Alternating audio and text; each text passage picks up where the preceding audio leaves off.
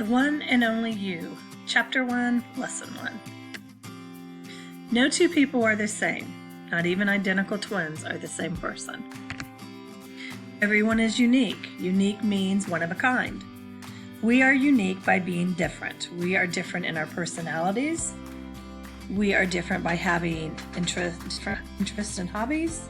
We are different from we come from different backgrounds. Heredity and our environments where we raised are different. Heredity means passing traits from parents to children. And your heredity would be your eye color, skin color, facial features, body builds. And our environment would be small town, big. Do you live in a small town? Do you live in a big city?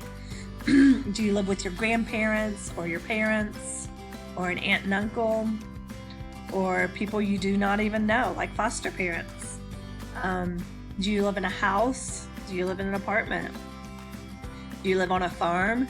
Do you live in the suburbs? All that influences how we think and who we are. Another way we're unique is in our actions. How do you think and feel? We are unique. We become unique with the experiences we have. I can send my oldest son to the zoo when he was a baby, and he can go with me. And then my child that is, I'm the youngest, she's my third child, she can go to the zoo with me, but I would have two other kids with me, so she's having a different experience at the zoo than he did. Does all that make sense? I can go with a friend to the zoo, and my experience might be different than theirs. Did a llama spit on me? Did I step on gum? Am I hot? Do I not feel well? So I might think the zoo is a horrible place, whereas she felt well. She didn't step in gum. You know, she loved animals. She loved seeing all the animals. One came up and she got to pet it. So she had a different experience than me.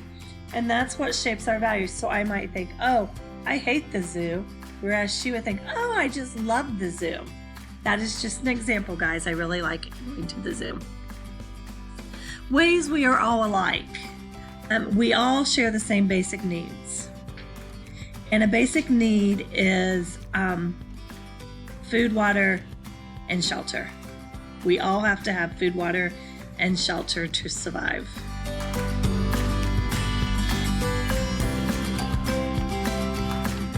We all need to feel loved and accepted. And it doesn't matter who we feel loved and accepted with, we all have to feel loved and accepted by our friends, our family. Our interests they are acquired, and what acquired means is it means it is borrowed from people around you. They are influenced by our culture. And culture is ways of thinking, acting, dressing, speaking, shared by a group of people. They are based on our race or ethnic group. They're based on our geographic location, by our social class, and our strongest influence is from our family. So let's think about ways that our interests are influenced by our culture. So in the United States, most of us, not all of us, but most of us celebrate Christmas. That's just what we do in the United States. However, or at least in Indiana. However, the Jewish community, which is its own kind of group of people, they're all Jewish religion, they celebrate Hanukkah. So therefore, their interest was influenced by their culture. The way we act. So you dress, or by the way you dress. So you dress like your friends do, whether it's a t-shirt and shorts, tennis shoes, hair pulled back in a ponytail for girls, and boys, your tennis shoes, Nike shirts or Adidas shirts, and sports shorts. That's how everyone around here dresses. Now, people in a different culture may wear different kind of clothing, like the men might wear a Scottish skirt, or the girls may wear long dresses, have their hair up in a bun and wear a hat. So you are influenced by your culture. You are also based on your race or ethnic group. Geographic location. What is a geographic location? Geographic location is where you're located. And that would be, are you located in the city? Are you located in the suburbs? Are you located in the country? Are you living in the hills of West Virginia? Are you living in the hills of Kentucky? Are you living downtown New York?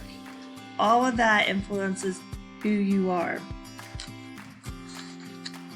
The next thing is our social class. What is a social class? What is a social class? So a social class is how much money you make, basically. So are you poverty level? Are you middle class? Are you upper class? And are you like the billionaire class, which is upper class? So that would influence how we act. So if you're poverty, you're going to worry about where your next food's coming from.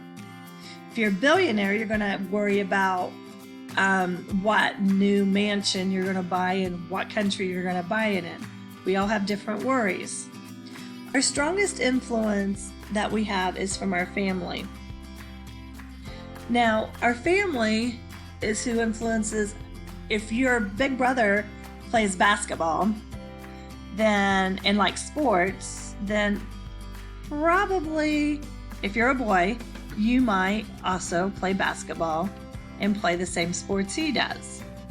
If your mother is a band director or plays a musical instrument, then most likely you might want to be in band or marching band and play a musical instrument, and you might be more instrument inclined.